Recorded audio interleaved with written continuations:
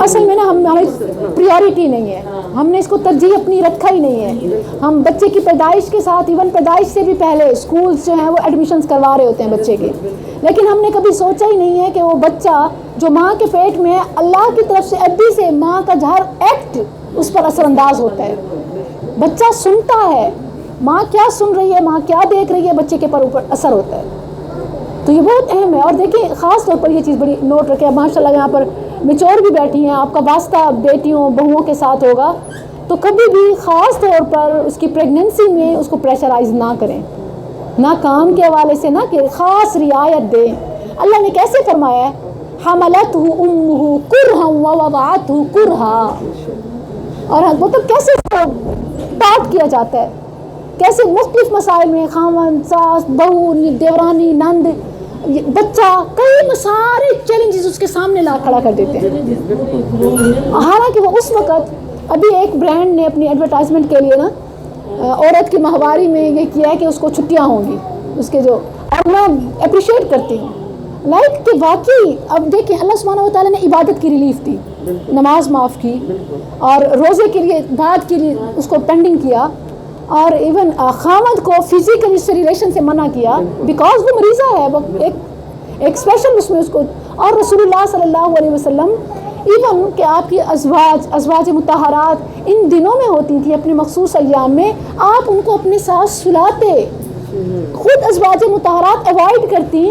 ان میں سے بعض کے نام بھی ہیں کہ وہ کہتی ہیں کہ مطلب ہم اس حالت میں ہیں اور پیارے نبی صلی اللہ علیہ وسلم مطہر, تو آپ کو کوئی تکلیف نہ پہنچے. انہوں نے اپنا بستر چینج کیا, آپ نے اسپیشل یہی پوچھا کہ شاید کہ تم حائضہ ہو چکی ہو, واپس آ جاؤ. اور میں نے یہ آبزرو کیا, دیکھا ہے کہ ان دنوں میں حیض و نفاس میں خاتون ہو مرد گھر آنا چھوڑ دیتے ہیں, فاصلے کر لیتے ہیں. مطلب یہ کیا سنت, شریعت میں تو ایسا نہیں ہے. سنت میں تو اس کو اور زیادہ اٹینشن چاہیے, وہ اور توجہ کی طلبگار ہے, ضرورت مند ہے, اور وہ فاصلے رکھ دیتے ہیں کہ کیا ضرورت ہے ان دنوں میں. ایسا نہیں ہے. یہ تو بالکل وہی سوچ ہے جیسے آج بھی ہندو کلچر میں اس کو ٹیبو بنا دیا جاتا ہے, الگ حصہ کہ وہ گھر کے اس حصے میں بھی نہیں آ سکتی سوائے مسجد کے, اس کے لیے اور کہیں ممانعت نہیں ہے.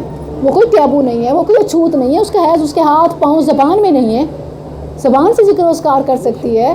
اور نبی صلی اللہ علیہ وسلم اعتکاف میں تھے, آپ نے حجرے سے ام المؤمنین عائشہ رضی اللہ عنہا سے کہا کہ مجھے فلاں چیز پکڑاؤ, تو انہوں نے کہا کہ میں تو حائضہ ہوں. آپ نے فرمایا لیست حیضتک بیدک, تمہارا حیض تمہارے ہاتھ میں نہیں ہے, ہاتھ سے پکڑوا سکتی ہے. اب ہمارے یہاں یہ رواج ہے کہ مطلب جب عورت کا بچہ ہوتا ہے کہتے جب تک وہ 11 نہ نہائے یا 7 دن نہ نہائے 3 دن نہ نہائے اس وقت وہ کسی چیز کو ہاتھ نہ لگائے. بالکل وہی غلط بات. مطلب 40 دن کی ہر بات چھوڑ دیں, 3 تک 5 تک 7 تک 11 تک تو چلو پہنچ جائے. ہر کسی نے اپنے اپنے فرضی تقویٰ کے معیار بنائے ہوئے ہیں, ان کے لحاظ سے شاید یہ کوئی نیکی ہے. جب تک نہائے نہ اس وقت تک. اور ایک اور بھی پوائنٹ شاید آپ کے ذہن میں, اور جنابت میں بھی ایسا کیا جاتا ہے کہ بچے کو فیڈ نہ کرائے, بچے کو فیڈ نہ کرائے اور کچن میں نہ آئے, کھانا نہ کھائے, روٹی نہ پکائے. تو نہائے گی کیسے؟ میرے خیال میں وہ سرائکی میں جیسے کہتے ہیں نا کہ مکدی مکا, پھر تو ہسبینڈ کو قریب ہی نہ آنے دیں کہ کہیں مسئلہ ہی نہ ہو. وہ تو بات ہی نہیں ہے, وہ تو دس دو یا نہیں پیار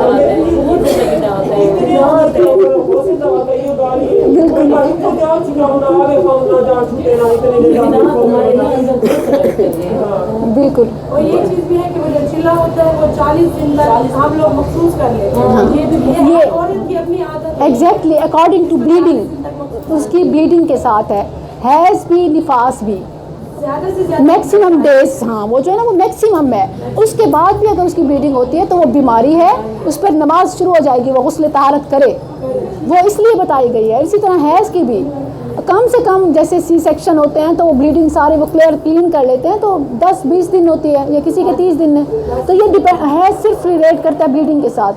ہر مسلمان کو کانشیس رہنا چاہیے, چیک کرتے رہنا چاہیے. اس میں غفلت کی ضرورت نہیں ہے کہ آج ختم ہوئے کل تسلی کروں گی, پرسوں جا کر غسل طہارت کروں گی, نہیں. بنا لیا تھا کہ بس ہمارے 40 دن ہیں, 40 دن کے بعد ہم نے نہا کے پھر پڑے ہوئے ہیں. ہیں یا نہیں ہے لیکن 40 دن تک ہے. जब दुआ खत्म हो गया नहाया उस दिन मतलब अल्लाह का शुक्र हाँ, जनाबत के हवाले से भी ये मसला क्लियर कर लें कि जो जहाँ तक जनाबत का इशू है हस्बैंड वाइफ के रिलेशन के बाद बिफोर शावर, तो जो शरीयत का हुक्म है वो ये है कि नजासत अगर हाथ पर लगी है तो मस्ट हाथ धोना ज़रूरी है। उसके बाद उसने किचन में कोई भी उसकी ज़रूरत है वो कर सकती है। और इसके लिए देखिए मर्द और औरत दोनों जिम्मे होते हैं ना। अबू हुरैरा रज़ी अल्लाह अन्हु को कोई काम दरपेश था और वो जनाबत के बाद गुस्ल से पहले, ये सही बुखारी में भी है सही मुस्लिम में भी है, घर से बाहर निकले, सामने उन्हें रसूलुल्लाह सल्लल्लाहु अलैहि वसल्लम मिल गए। आपने सलाम किया, हाथों में हाथ, उन्हें याद आ गया कि मैं तो जन्नत था, तो फ़ौरन हाथ खिसका के छुड़ा के गए और पानी अपने ऊपर बहा के आए।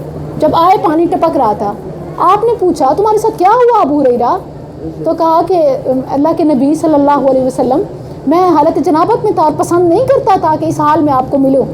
आपने फरमाया सुबहान अल्लाह इन्नल मुमिना ला यंजुस, और दूसरी में है अल मुस्लिमु ला यंजुस, कि मोमिन मुसलमान कभी नापाक नहीं होता। प्यारे नबी से बढ़कर ये रोटी, किचन, घर, चीज़ें, बच्चों को फीड कराना, ये अफजल हो ही नहीं सकते। प्यारे नबी सल्लल्लाहु अलैहि वसल्लम ने इससे कोई कराहत महसूस नहीं की, तो ये सारी गलत सोच है। हाँ, ये ज़रूर है मतलब ये चीज़ आप एक्सपीरियंस से भी कहें कि अकाबिरीन के तजर्बात से कि गैर ज़रूरी तौर पर कोई काम नहीं है और ऐसे ही गफलत करना, ना नहाना, ये भी सही नहीं है। पहली कोशिश तो यही होती है ना, क्योंकि उससे अगर आपने कभी ऑब्जर्व किया हो ना कि खामखा लेट करने से घर में झगड़े होते हैं। हालांकि वो एक लव का एक अच्छा माहौल क्रिएट हो चुका होता है कि अंडरस्टैंडिंग का, तभी जाकर रिलेशन होता है ना। लेकिन अगर उसके बाद खामखा गुस्ल को लेट करेंगे तो ज़रूर झगड़े होते हैं। तो लिहाजा इसको वो हमारी बड़ों की भी बात इसलिए ठीक है कि अगर वो सख्ती करती हैं, इस तौर पर उन पर सख्ती करती हैं जो खामखा लेट कर रही हैं गुस्ल को, तो वो बजा है फिर उनकी सख्ती। मतलब ये कहने का कि अगर बहुत ज़्यादा परेशानी है तो कहते हैं वज़ू भी कर सकती हैं। ये बहुत जो मैं पॉइंट भूल रही थी, इन्होंने बहुत अच्छा इजाफा किया। नबी करीम सल्लल्लाहु अलैहि वसल्लम का मामूल था कि जब इस हालत के बाद आप सोना चाहते और फ़ौरन तौर पर इवन मेडिकली भी गुस्ल लेना, कि फ़ौरी शावर लेना सही नहीं है, कि बॉडी टेम्परेचर सही होने दें और फिर शावर लें। तो रसूलुल्लाह सल्लल्लाहु अलैहि वसल्लम सोने से पहले वज़ू कर लिया करते थे और आप इसको शॉर्ट तहारा करार देते थे कि ये निस्फ पाकीज़गी है, कि कम अज़ कम ऐसा कर लें कि आप अपने प्राइवेट पार्ट्स वॉश कर लें, ज़ाहिर है उसके बगैर तो वज़ू नहीं होता, फिर वज़ू कर लें जैसे नमाज के लिए करते हैं, तो ये आपकी शॉर्ट तहारा होगी और ये मसनून है। सुकून भी आ गया, वो यानी एक वो जो होता है ना कि एक दिल में माइंड में ख्याल एक कराहत का वो भी निकल जाएगा, ख्यालात भी पाक हो जाते हैं।